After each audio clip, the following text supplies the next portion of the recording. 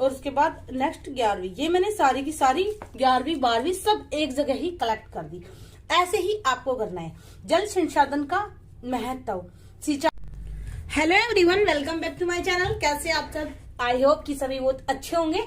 तो आज हम बात करने वाले हैं नोट्स पे कि आप एक परफेक्ट और स्मार्ट नोट्स कैसे बना सकते हैं। स्टार्टिंग करेंगे हिस्ट्री से, उसके बाद मैं आपको एथिक्स के नोट्स दिखाऊंगी, इन्वायरमेंट के दिखाऊंगी और इकोनॉमी के दिखाऊंगी, और उससे आप सीख सकते हैं और अपने स्मार्ट नोट्स बना सकते हैं।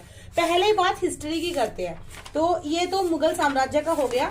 चलिए मैं आपको बता देती हूँ। जैसे आपको बंगाल में द्वैध शासन प्रणाली पे टॉपिक पे नोट्स बनाने हैं, तो जितनी भी उसमें इंपॉर्टेंट चीजें थी, जैसे इलाहाबाद की संधि, क्लाइव द्वारा समर्थन दिया गया था, आप उसको एक ही पेज पे खत्म कर देंगे।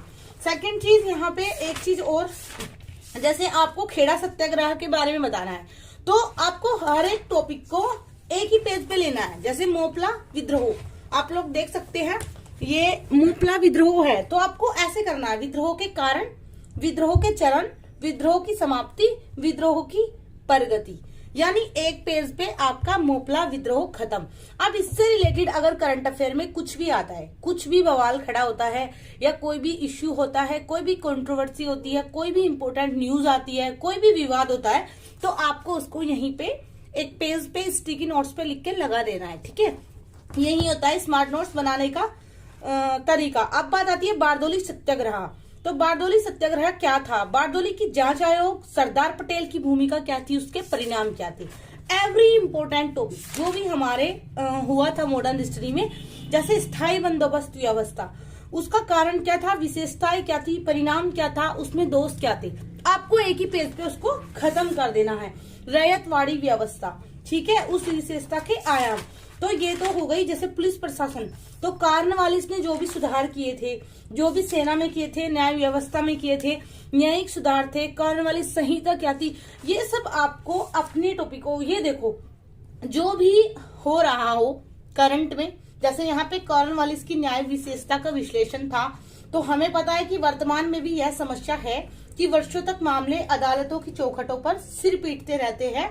ये कोटेशन मैंने यहीं पे नोट कर दी। अब अगर एग्जाम में ये चीज आ जाती है मेंस में लिखने में, तो ये वाली चीज लिखने के बाद आपका एक प्लस पॉइंट बन जाता है। तो ये तो बात हो गई मॉडर्न हिस्ट्री की। ठीक है, सारे नोट्स आपको ऐसे ही बनाने हैं। अब बात करते हैं इन्वायरमेंट की। इन्वायरमेंट में आपको क्या करना है, जैसे मैं आपको बता देती हूँ बीच में कहीं से भी ओपन करके, जिससे आप लोग, ये मैंने करंट अफेयर का किया हुआ है स्टार्टिंग में, और यहाँ से स्टैटिक वाला पोर्शन है। तो जैसे मान लो आपको वायु प्रदूषण के बारे में बताना है, तो आपको उसको एक ही पेज पे खत्म करना है। कार्बन मोनोऑक्साइड से होता है, सल्फर डाइऑक्साइड से होता है, स्मोक से होता है, कार्बन डाइऑक्साइड से होता है, ओजोन से होता है, शीशे से होता है। ठीक है, ऐसे ही सेम आपको ध्वनि प्रदूषण को खत्म कर देना है। यानी एवरी एक टॉपिक को आपको एक ही पेज पे फिनिश करना है। जैसे ये टेम्परेचर पोल्यूशन, ओके, उसके बाद में ई कचरा, ये इसके जो भी आयाम है, एक सेकंड मैं दिखा देती हूँ। अभी देखिए, जैसे भारत में ई अपशिष्ट, आपने ई अपशिष्ट बता दिया क्या उसकी प्रेजेंट है। उसके बाद में ई वेस्ट का प्रभाव मानव स्वास्थ्य पर, ऐसे आपको हेडिंग अलग अलग क्रिएट करनी है। एक होता है ना कि ई वेस्ट का प्रभाव, आपने पॉइंट ये वाले पॉइंट लिख दिए, ऐसे नहीं करना है। अगर ऐसे बना के लिखोगे तो उससे प्लस पॉइंट मिलता है। उसके बाद में ई कचरे पर वैश्विक डाटा, यानी इंटरनेशनल लेवल पे भी आपको बताना है। अब ये जरूरी नहीं है कि एग्जाम में आपका यहाँ से ये सारा कंप्लीट ही आएगा, नहीं। एग्जाम में या तो आपसे भारत में स्थिति पूछी जा सकती है, या विश्व में स्थिति पूछी जा सकती है, या फिर उसका एजेंडा पूछा जाता है, हमें आगे क्या करना चाहिए और हमारे समझौते क्या थे। आप प्रीवियस ईयर के क्वेश्चन पेपर देखोगे तो आपको अच्छे से समझ में आ जाएगा कि एग्जाम में किस तरह से क्वेश्चन पूछे जाते हैं। उसी के अकॉर्डिंग अपने नोट्स तैयार करें, यानी आपके नोट्स आपकी आंसर राइटिंग की तरह होने चाहिए। तो ये सारे हो गए इन्वायरमेंट के। सेम आपको ऐसे ही बनाने हैं अपने, और जो मेरे ग्रुप के बच्चे हैं उनको बनाने की जरूरत नहीं है, क्योंकि ऑलरेडी उनको ये नोट्स मिल जाते हैं। अब बात करते हैं इकोनॉमी की। अब इकोनॉमी में जैसे मॉनेटरी पॉलिसी, अब इसमें परिभाषा, प्रकार, उद्देश्य और इसके विनियमित करने के उपकरण सारे एक ही उस पे खत्म हो गए। अब ये है जैसे योजनाएं, जो भारतीय अर्थव्यवस्था की योजनाएं थी स्टार्टिंग में, जो 1951 में स्टार्ट हुई थी। पहली, दूसरी, तीसरी, ये 11 की 11 मैंने एक ही जगह पे 10वीं और उसके बाद नेक्स्ट 11वीं, ये मैंने सारी की सारी 11वीं 12वीं सब एक जगह ही कलेक्ट कर दी। ऐसे ही आपको करना है। जल संसाधन का महत्व सिंचाई में, उद्योगों में, घरेलू कार्यों में, इस तरह आपको अपने इकोनॉमी के नोट्स बना लेने हैं। ठीक है, ये देखिए। उसके बाद में आगे जाके आपको यहाँ मेरे नोट्स में कृषि उत्पादन भंडारण, ये इस बार एग्जाम में भी आया था। ठीक है, तो आप देखिए कृषि उत्पादन भंडारण, उसकी जो भी स्थिति है वो यहाँ पे बताई गई। विश्व स्वास्थ्य संगठन के अनुसार भारत में क्या है, रिपोर्ट के में जो आता है वो भी यहाँ पे है। भारत में खाद्यान्न संग्रहण तथा प्रबंधन कैसे होता है वो भी इसमें है। उसके बाद में भारत में अनाज संग्रहण की विधियां कौन कौन सी है, भारत में अनाज संग्रहण से निहित समस्याएं क्या है, और भारत में खाद्यान्न से दलवाई समिति की अनुशंसाएं क्या थी। परिवहन तथा विपणन संबंधी ये भी एग्जाम में आया था। मतलब आप 10 साल के पेपर देखोगे तो उसके अकॉर्डिंग अपने नोट्स बनाइए।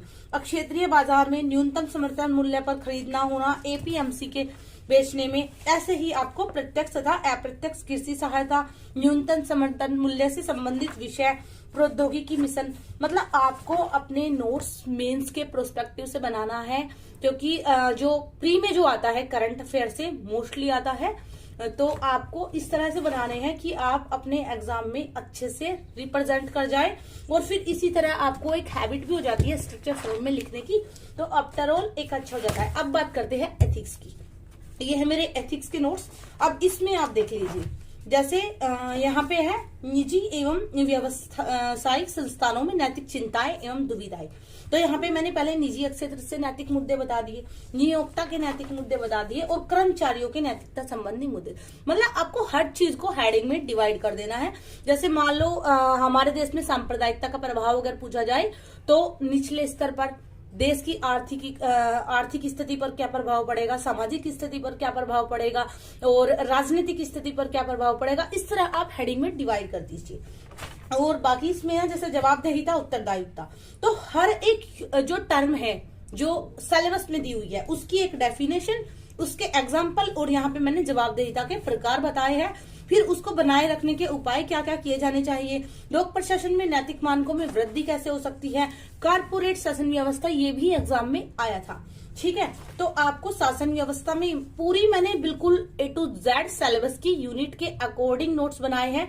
ये देखिए यूनिट 7 है हमारी, तो इससे रिलेटेड जो भी चीजें हैं वो सारी नोट्स में है। तो आपको इस तरह से अपने नोट्स बनाने हैं कि आप अपने एग्जाम में अच्छा कर सको। ठीक है, सूचना का अधिकार, तो इस तरह से। और ये एक चीज और हो जाती है, स्ट्रक्चर फॉर्म में हो जाता है, तो आपको एग्जाम में भी दिक्कत नहीं होती।